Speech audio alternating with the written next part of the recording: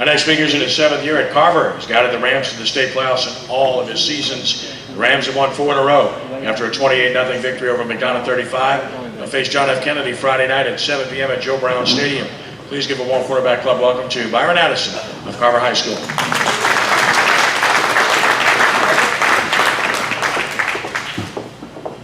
Good evening, everyone. Thank you for having me.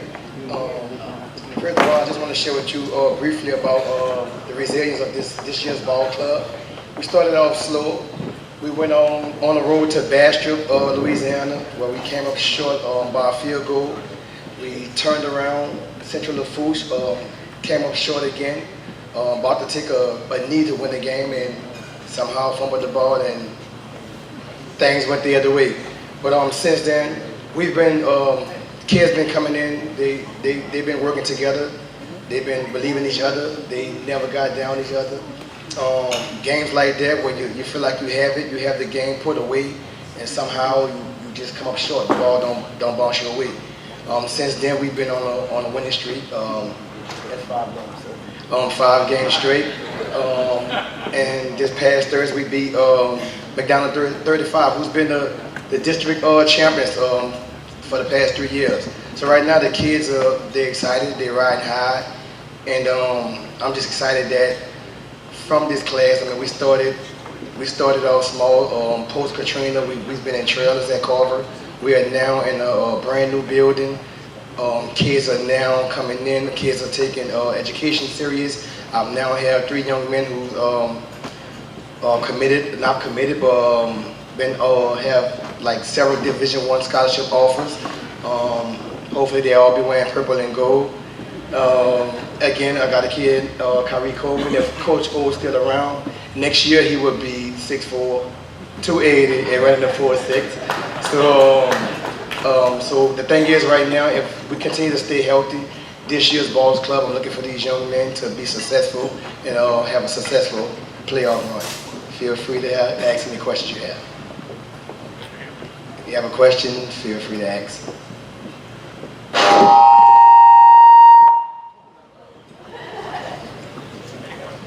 Anyone? Coach JT, you have a question? Yes, sir. Actually, right now on my roster, I have 40 kids. We actually 10-40 right now. Hey, Coach, can you talk about the recruiting process, some of the surprises, some of the things that you think are missed? And it's kind of an inexact science, but as a coach, does it kind of perplex you how that happens every year? Good question. The recruitment process is, I mean, it's ongoing, and I tell you, young men, my administration has been getting involved now. I tell kids all the time that it's not about how fast you are, how strong you are. That's not the big picture here. I'm telling my guys right now that it's all about you student athletes first, and that means these guys you prepare them, you getting the GPAs, you making the test score that you need. And what we're doing right now, and I reached out to my old high school coaches, Coach Reese, we get together and we get people who are willing to tutor our guys, like from Tulane and Xavier and the university that's nearby, to make sure that these guys qualify academically.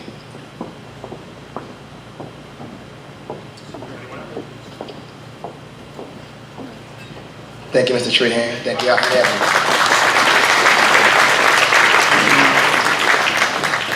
JFK, Joe Brown Friday, 5. There we go. That's what you call writing it before the game was played, right? So, great job, Byron. Keep up the good work.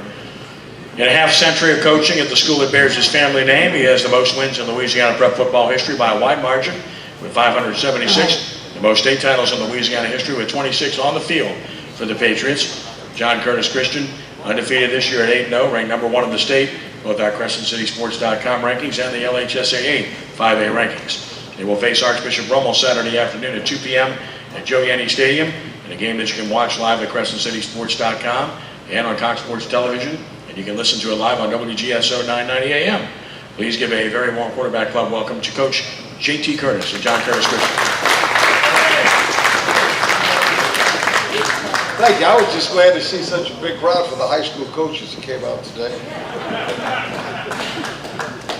You enjoy Coach O, don't you? He's pure. He really is, guys. He's a great representative of our state university, and his passion is obvious. He loves Louisiana. He loves LSU, and I think he's going to do a great job for us. I'm also really excited about your head coach, Coach Fritz. I've known Coach Fritz for a while, and it's like any other task. It's never easy to overcome years of not being able to recruit the way that you would like to, maybe short on facilities.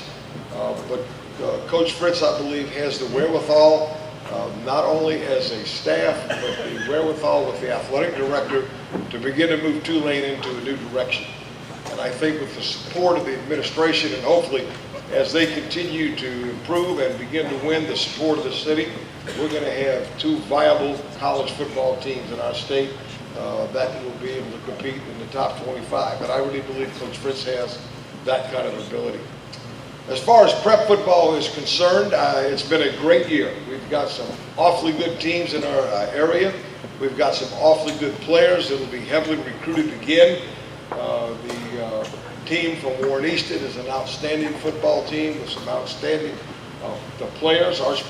Carver, again, is an outstanding team, and in our particular league, in our particular Catholic league, it is a competitive district from top to bottom.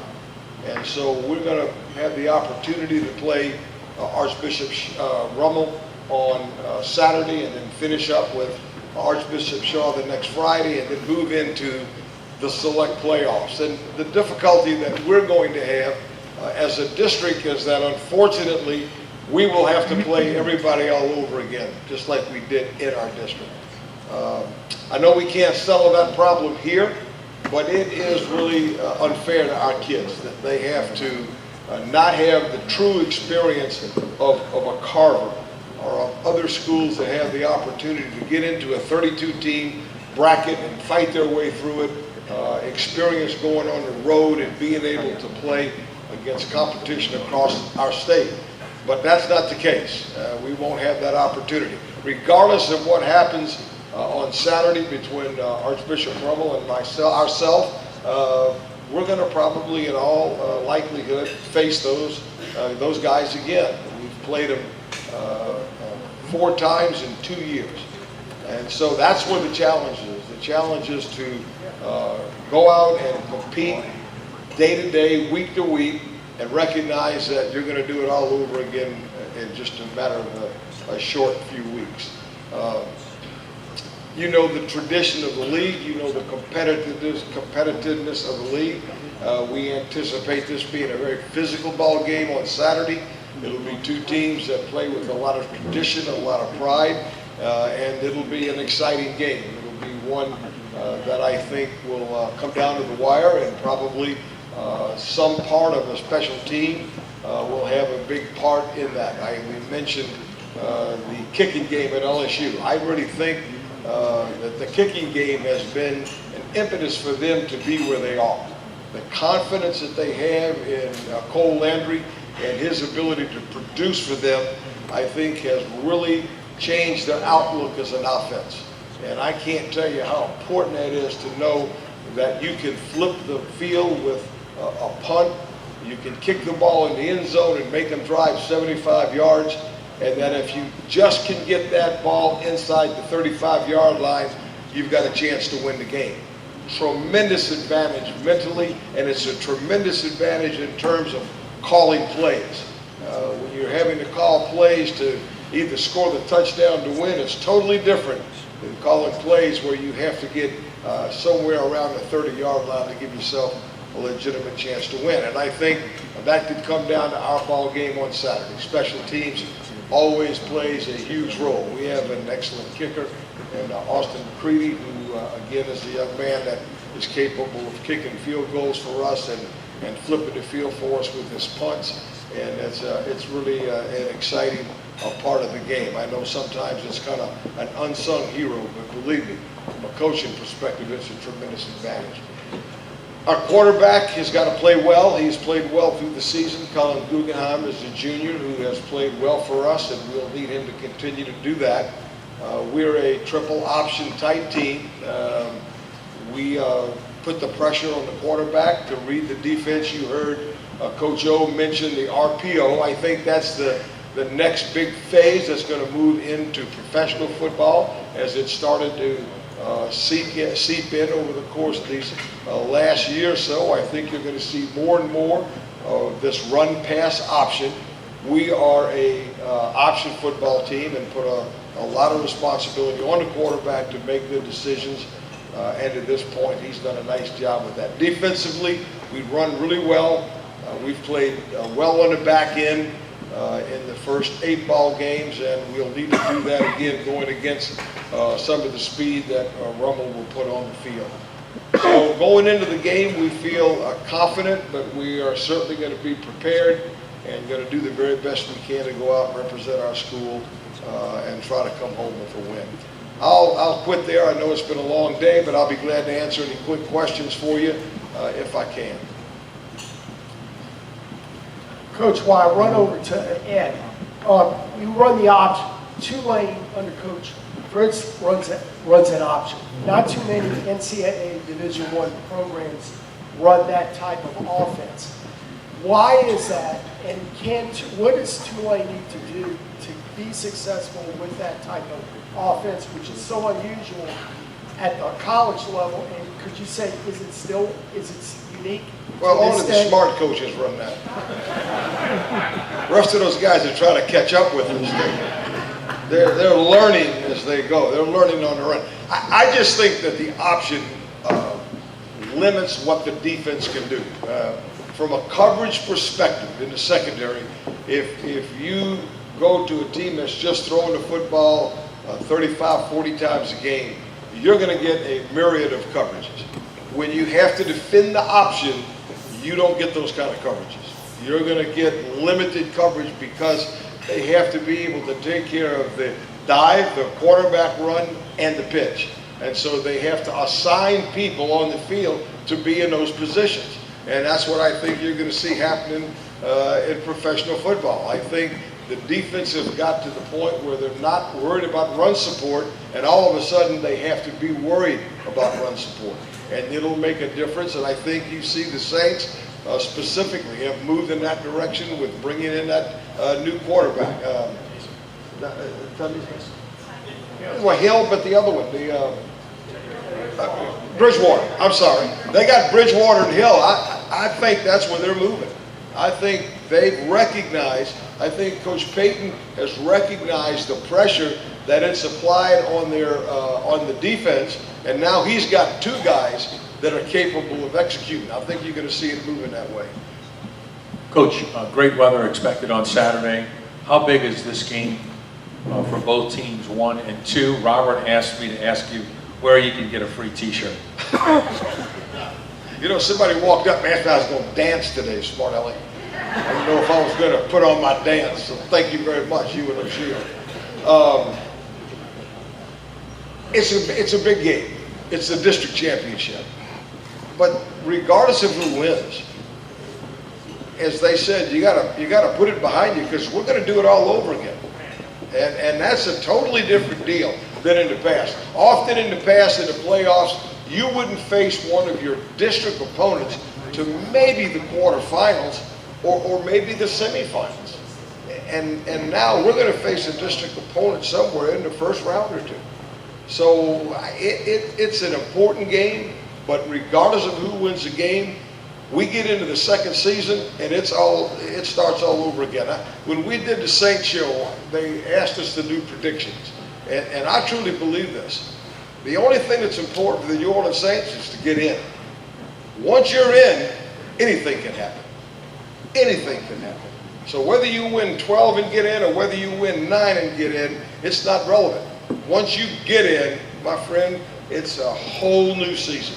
So I think that's kind of how we're going to approach this ball game. We're going to do the same things we've always done in terms of preparation, put it behind us, and get ready for the next game. Coach, do you enjoy, I believe you play 4 games at Tulane. Yes. Tulane Stadium. How has that been? Been very good experience. Been a very good experience. Our fans have enjoyed it. It's been a good place to play, and we've really enjoyed being at Yeoman. Coach, you touched on it in your remarks, but any chance of movement in LHSAA into getting the groups back together at all, and your feelings on it? Kenny says no. I would hope so. I would hope so. I would hope intelligent people can sit down and work out their problems in spite of the examples we have in Washington, D.C. In spite of that. We should be thinking what is in the best interest of every young person and what gives them the best experience of their life. And I don't want to be too long. I know we're waiting for them, but here's the bottom line. A young boy or a young girl, and our softball girl and our football guy that can attest to this, you get one opportunity in your life to do this. When this is over, it's over. 99% of the people will never have a chance to experience competitive athletics again. Let's give them the best experience possible. Let's put our personal feelings behind it, and let's give our kids the best opportunity possible. So I'm going to be an optimist and say that I'm hoping somewhere between the state government, perhaps the legislature, we will have an opportunity to put enough pressure to get this thing back together. Yes, sir. This isn't a question. I just want to comment how much I appreciate you and your sidekick, Ed, every Friday night. I can't wait to get home and watch the Friday night highlights on the TV show. Thank you very much for taking the time to do that. Thank you. I do appreciate that. And I'm going to be honest, it's a pleasure working with him because he is passionate about what he does, and we have a great time featuring those kids, and it's a joy for us too. But thank you for that. Anybody else? Coach, your comments about competition for your team are appreciated. In the past, John Curtis has played marquee games against national opponents. Anything in the pipeline looking forward? We play in the Battle on the Border, and we played a team out of Dallas this year. Played Archbishop Lynch. Bishop Lynch out of Dallas. And so we go to that event because we do get to bring in some out-of-state teams. There is a possibility we could go on the road next year in our new 2-year contract and play a team out of Florida. So we're in kind of a negotiation with that to see if we can get a home and home. And we got contacted by a team in Texas. We might do a team in Texas.